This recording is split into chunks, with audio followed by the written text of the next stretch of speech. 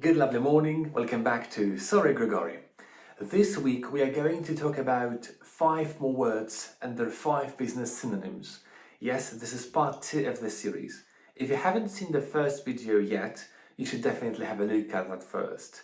But now, see you in a moment.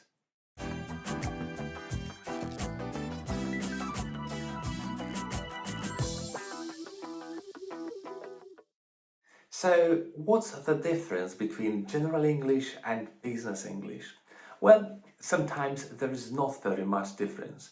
Sometimes general English is used in business contexts, but sometimes you simply use a higher level word. And that's what we are going to do today. Let's look at some really easy common examples.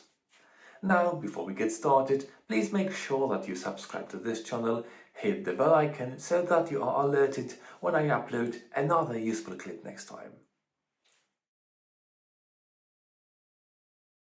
So, the first one today we have to get. Instead, we are going to use to receive. Now, we often use the verb to receive when talking about emails, letters, or goods. For example, instead of saying, "Did you get my email last Monday?" you can say, "Did you receive my email last Monday?" Or, "We have received some exciting news today." Easy as pie, isn't it?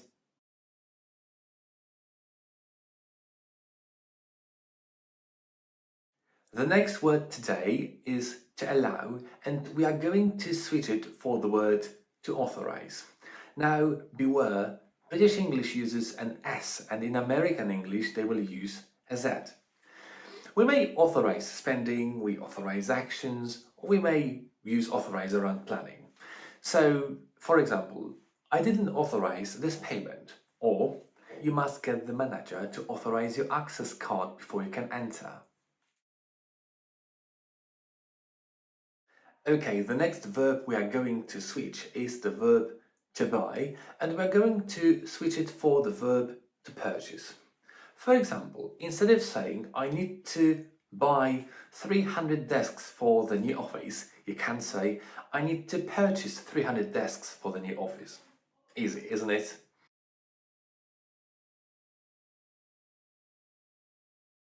Suppose you want to tell someone, "I need your help," or "I need some help." What other word could you use instead of need? It is require.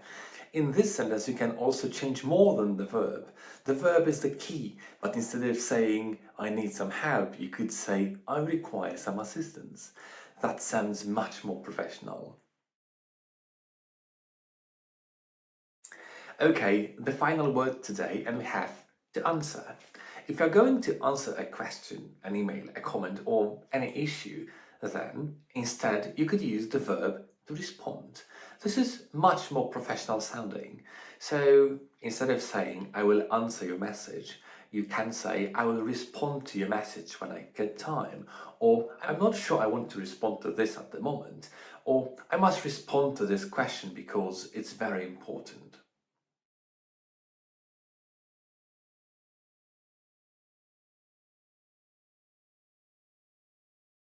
So, how did you like these? Do let me know down below this video.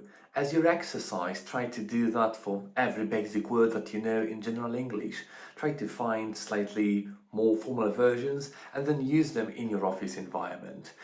Don't forget to check my other clips, and I will see you soon for another meeting. Cheers!